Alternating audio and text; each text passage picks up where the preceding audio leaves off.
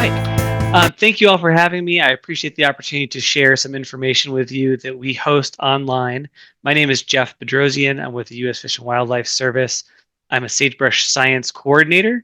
And in that capacity, I get to give talks like this, where I represent the work of fantastic groups of people other than myself to help contribute to large bodies of information that are now publicly accessible. So I want to give credit to our services portal team, a group of biologists and data professionals that have helped curate and create this content for you that's online. There is a QR code there as well as the website. I believe Claire will be able to drop that in the chat in case you want to follow along as we talk. The Grassland and Sagebrush Conservation Portal is a portal in the sense that it's supposed to take you somewhere. So this is a place where we can host access to our own resources and partner resources broadly within conservation planning tools or decision support tools. At the bedrock of that is an ArcGIS online web app or AGOL web app. And this is a place where we can host, display, and curate spatial data that we have found useful for conservation planning across these biomes. And today I'm going to focus on the sagebrush side of the house. There is also the grassland tab up there, but we'll zoom right into the sagebrush. As you go down those web pages, you'll see some direct links to partner resources. That'll take you to all sorts of great resources like RAP and other tools. And we really intend this for a broad audience of other agency partners, NGOs, private land managers, and other organizations looking to do spatial conservation planning, with the huge benefit that this does not require downloading information. You do not need to be a GIS expert. This is aimed to really be accessible to a wide variety of users. Although, as I'm going to point out, for more advanced users, there's some ways to get under the hood and start customizing these features as well. I'm going to focus most of this presentation on the AGOL web app itself, because that is the part that the U.S. Fish and Wildlife Service has curated and where we focus on our spatial planning efforts.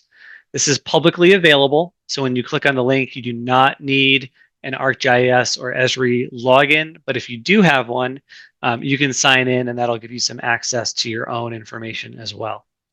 The first thing you'll see is a splash screen that has an instructional video that is now Section 508 compliant.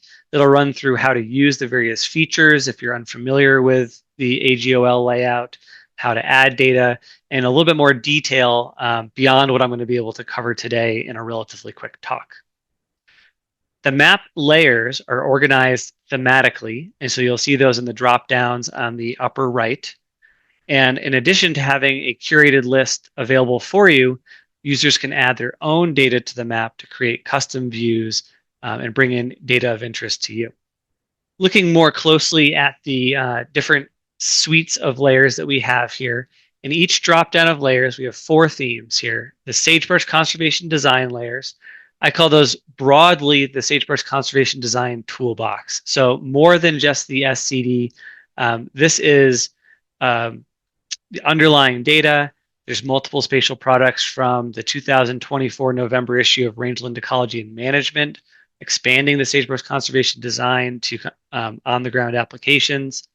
And it also includes some links and brings in things like the new RAP S2 10-meter data. So a long curated list there. Going over one, we've got species-specific layers of the birds of conservation concern we focus on, ancillary layers such as refuge boundaries or other administrative units. And then that last one, energy layers, is from the U.S. Energy Information Administration. Those are layers we pull in that sort of map the U.S. energy footprint across the United States. So in total, this is more than 50 layers. It is updated and changed quite often. We try to keep this up to date so that all the information, the symbology is going to pull in an appropriate way for users. I want to just highlight real quick how to use this for the in case you have some information that you want to bring in yourself. For example, adding your own shape files. I'm going to use an example from Hart Mountain National Wildlife Refuge, but for your case, it may be a study area or a treatment plot, maybe just any area of planning interest, ranch boundaries. Starting with the button here in the upper left, you can add data. And when you click to add data, there's various different sources, and we're going to focus on the file. So this could be something from Google Earth files or a shapefile collection as a zip folder, and you can upload that. Once you upload it, there is a critical step to click on this little 4 circle button and add to map. And that will actually get the data into the viewable map. Once you've clicked add to map, it will automatically zoom in to that new data layer, add it on top of the layers, and that way you can customize the symbology, the transparency, and you're now at your area of interest. You can use the supporting data to start looking at information within your project boundary or area. If there are other tools that we do not host specifically, you can also bring those in through ArcGIS Online. So in this method of adding data, we are searching through the entire ArcGIS Online catalog. So this is anything that's been made publicly available by any AGOL user that's out there. And in this example, I'm grabbing the Oregon Explorer threat-based ecostates. Simple search of ecostate, pop that up, click on it, add it to the map. It comes in with full symbology ready to use in the map. You can also get data out. So once you've explored the data sets, there may be some that you want to bring into your own project. And again, for some of the more advanced users that are working in ArcGIS Pro, for example, you can search for these layers by name. And because we have made them publicly searchable in ArcGIS Online, they can get brought right into the map project you're already working with. A second way to do that would be to copy the URL from the portal. On any layer that we have, you can click the information and get the source data. And by URL, you can paste that right into ArcGIS Pro. That's a little wonky. So I'll just say the key takeaway is once layers are in AGOL, you can use that URL to access within the portal web app or ArcGIS Pro desktop. These are really complementary interfaces that work very well with one another. And because everything that we have hosted is available, it's available to you. I know that was pretty quick, but I encourage you to explore these resources. Again, once again, there's some URLs there and some links to some other spatial data you may find interesting. Thank you. With that, I'm going to pass it over to Derek Tilley. I'm Derek Tilley, Technology Transfer Specialist for the sagebrush biome with Working Lands for Wildlife, based at the University of Montana. And I'm really excited to share with you this new app that we've developed. It's just hot, fresh out of the oven from the University of Montana science team. We call this the Invasion Severity Index, borrowing a little bit from the National Weather Service Storm Severity Index. But we think this will be really useful for planners and people deciding exactly where to work and what kind of treatments that each area might need. So you might have seen this golf analogy before. Brian Mueller at University of Wyoming there, he's a big golfer, and so we borrowed this from him. But when you're golfing, you have a variety of different clubs or tools to get you closer and closer to the flag, to the hole. And so you might start with a big heavy driver, then you'll go to a mid-range iron, and then pitching wedge, maybe, and then a putter. So we have a similar toolkit for spatial planning. So we have these big high elevation tools like the management framework, or wrap maybe, and you can see the whole biome and how invasion is playing out at that level. And then for the shorter distance clubs, we might have the threat-based ecostates that Jeff just talked about. And then we'll skip over the pitching wedge a little bit. And once you get really close, you might, you're going to need these on-the-ground tools like transects and little quads and stuff. So on-the-ground, ground-based surveys. But what we want to do and what we've kind of been missing for a while is this, pitching wedge type of tool that gets you really close and gives you a good sense of conditions on the ground before you go out and have to hike around the whole place. So this is what we're trying to accomplish. And so that's where the Invasion Severity Index fits in, we hope. What this does is it plots out the balance between perennial forbs and grasses and the invasive annual grasses, as well as bare ground cover. So the equation is down there on the bottom. It's the ratio of invasive annual grasses to perennial forbs and grasses plus bare ground. And that came up in one of the questions earlier.